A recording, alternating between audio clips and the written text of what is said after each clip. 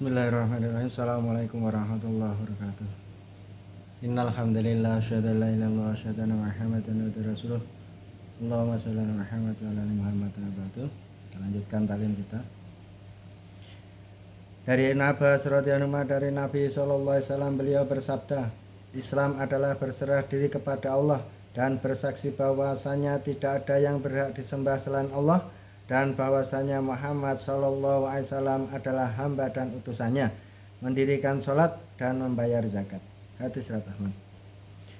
Dari Ibnu Abbas radhiyallahu anhu dari Nabi sallallahu alaihi wasallam beliau bersabda, Islam adalah berserah diri kepada Allah dan bersaksi bahwasanya tidak ada yang berhak disembah selain Allah dan bahwasanya Muhammad sallallahu alaihi wasallam adalah hamba dan utusannya, mendirikan sholat dan membayar zakat. Hadis riwayat Ahmad.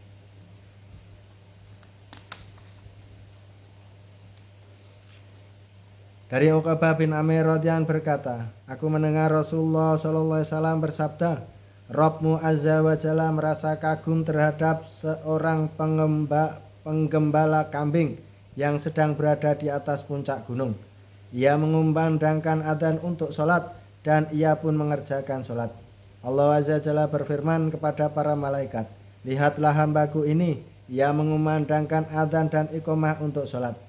Hal itu ia lakukan karena rasa takutnya kepadaku.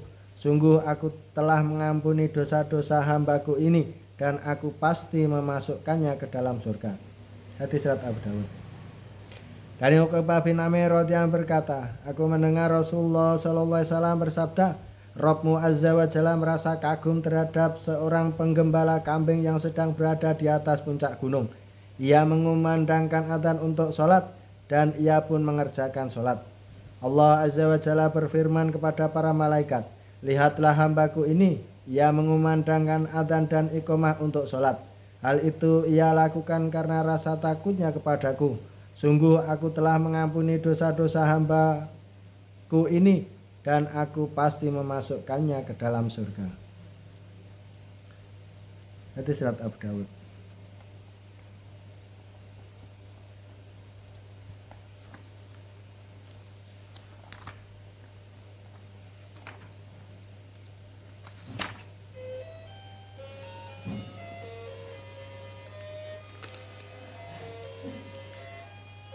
Dari Abu Darda radhiyallahu berkata, Nabi SAW bertanya pada para sahabat, sukakah kalian aku beritahu tentang sebaik-baik amal kalian, yang paling suci dalam pandangan Rabb penguasa kalian, yang lebih meninggikan derajat kalian, yang lebih baik bagi kalian daripada membelanjakan emas dan perak di jalan Allah, dan lebih baik bagi kalian daripada menghadapi musuh kalian.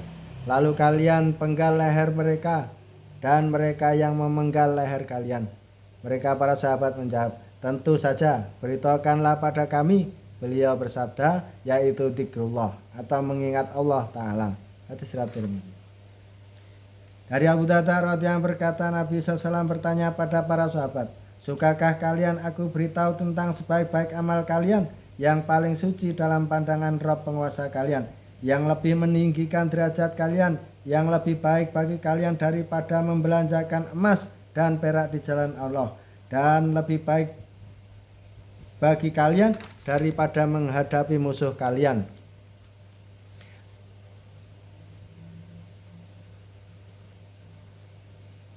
Mereka para sahabat menjawab, tentu saja, beritahukanlah pada kami. Beliau bersabda, yaitu dzikrullah atau mengingat Allah Ta'ala. Hadis riwayat Tirmidzi.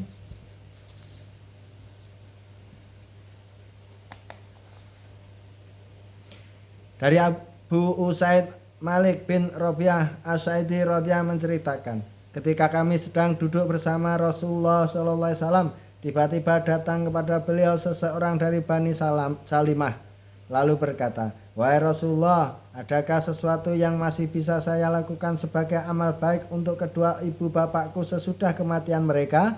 Beliau menjawab, ya, dengan melakukan sholat atas nama mereka, istighfar untuk mereka, menunaikan janji atau wasiat mereka sepeninggal mereka, menyambung silaturahmi kepada orang-orang yang tidak dapat disambungkan kecuali melalui mereka, dan memuliakan kawan mereka.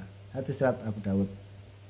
Dari Abu Usaid Malik bin Rabi'ah As-Sa'idi radhiyallahu menceritakan, ketika kami sedang duduk bersama Rasulullah SAW, tiba-tiba datang kepada beliau seorang dari Bani Salimah, lalu berkata, "Wahai Rasulullah, adakah sesuatu yang masih bisa saya lakukan sebagai amal baik, amal bakti untuk kedua ibu bapakku sesudah kematian mereka?"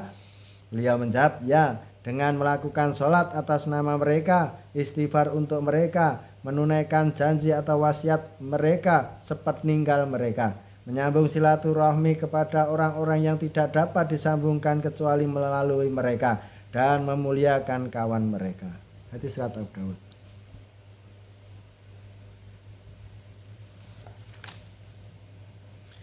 Dari Abdullah bin Amr bin As radhiyallahu anhu berkata, Rasulullah SAW bersabda, "Sesungguhnya hamba Allah yang mukmin apabila kekasihnya yang paling ia cintai diambil oleh Allah, lalu ia bersabar dan mengharap ridha Allah dan pahala darinya, serta ia mengucapkan apa yang diperintahkan Allah padanya, yaitu ucapan inna lillahi wa inna ilaihi rajiun, maka sungguh Allah tidak akan ridha membalasnya dengan pahala apapun kecuali surga."